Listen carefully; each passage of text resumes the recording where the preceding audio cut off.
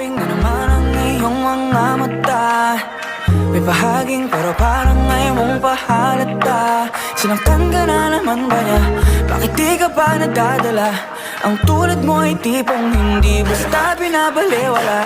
Pero di niya batid ang kanyang sinasayang, habang ako dito'y naghihintay lamang. Gaya ng mga iilang tagahanga mong nasa gilid lang. Pangako di ako nahihibang, ikaw ang aking nag-iisang maaaring, maaari mo mapagbigyan.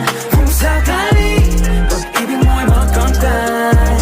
Lakambinin, ako na lang yung lakan. Sumusumpang kay bata.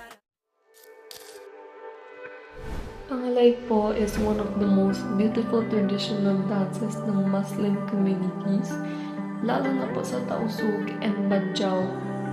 Until now, ginagawa pa rin niya siya sa weddings, celebrations, and cultural events. Very graceful po yung hand and arm movements nila, parang waves ng dagat. Kaya po important siyang i-continue kasi it keeps our culture alive, shows our identity, and reminds us na rich po talaga ang tradition ng Mindanao.